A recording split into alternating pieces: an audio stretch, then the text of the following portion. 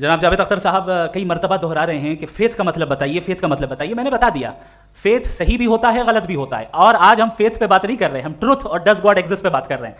क्या does God exist, ये truth यानी गॉड है या नहीं है, इसमें से दोनों ट्रुथ क्या है। अब आप उसे फेथ कह लें, बिलीफ कह लें, नॉट माई बिजनेस। उसके बाद आपने कहा कि भाई सवाल करने से मजहब रोकता है। मैं कहता हूं जो रोकता है वो रोकता होगा, मैं नहीं रोकता, बल्कि सवाल करें, सवाल करना चाहिए। सवाल कर करके तो हम आगे बढ़ते हैं, तरक्की करते हैं, और इसीलिए मैं आज यहाँ पे आया हूँ। लेकिन सवाल सिर्फ खुदा से नहीं होगा, आपसे भी होगा। सवाल एथिज्म से भी होगा, सवाल सिर्फ मजहब से नहीं होगा, सबसे होगा। और आज मैं सवाल करूंगा और उम्मीद है कि आप जवाब देंगे। अभी तक आपने वैसे कॉन्टिंजेंसी आर्गुमेंट का कोई जवाब नहीं दिया। चलें, आपने कहा यूनिवर्स के बारे में इटर्नल क्यों नहीं बोल देते। ये चूंकि लॉजिकली पॉसिबल ही नहीं है कि यूनिवर्स इटर्नल हो। यूनिवर्स एक कॉन्टिंजेंट चीज है जो टाइम एंड स्पेस के पाबंद है, टाइम एंड स्पेस से बाउंड है। जो टाइम एंड स्पेस से बाउंड होगा वो कॉन्टिंजेंट होगा, जो कॉन्टिंजेंट होगा वो उसकी बिगिनिंग हुई होगी, जिसकी बिगिनिंग हुई होगी वो इटर्नल नहीं हो सकता। ये तो कॉमन सी बात है। आपने कहा कि किसी मजहबी किताब में डायनासोर का जिक्र नहीं है। अफसोस कि आज तक किसी मैथमेटिक्स की किताब में मुझे डायनासोर का जिक्र नहीं मिला।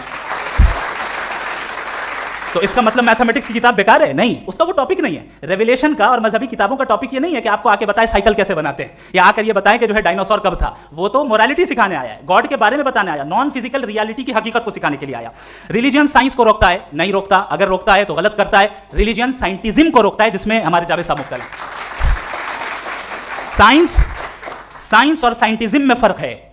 साइंटिज्म यह है कि आप समझें कि साइंस और साइंटिफिक मेथोडोलॉजी ये नॉलेज को हासिल करने का वाहिद सोर्स ऑफ नॉलेज है। यह है साइंटिज्म। हम इसे रिजेक्ट करते हैं। हम साइंस को तो तरक्की करते हैं। भाई आप हमारी पूरी तारीख कर लें, पढ़ लें तो आपको पता चल जाएगा। बहरहाल ये अलग टॉपिक है। उसके बाद इन्होंने एक लफ्ज कहा, वेटिकन ने फतवा दिया। वेटिकन का फतवे से कोई ताल्लुक नहीं है, दोनों कॉन्ट्राडिक्टरी अल्फाज हैं। उसके बाद उन्होंने कहा कि भाई हमें नहीं मालूम।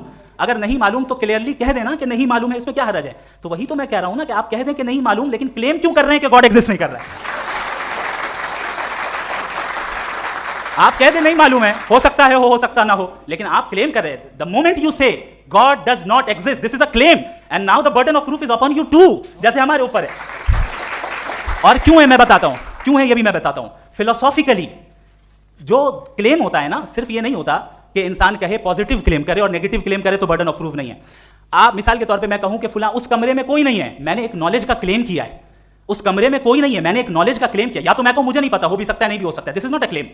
लेकिन जब मैं कह रहा हूं कि वहां कोई नहीं है, या मैं कह रहा हूं वहां कोई है, दोनों क्लेम है और दोनों के ऊपर बर्डन ऑफ प्रूफ है। हमारे ऊपर भी बर्डन ऑफ प्रूफ है। मैंने कंटिंजेंसी आर्गुमेंट दिया, इसे तोड़ कर दिखाइए।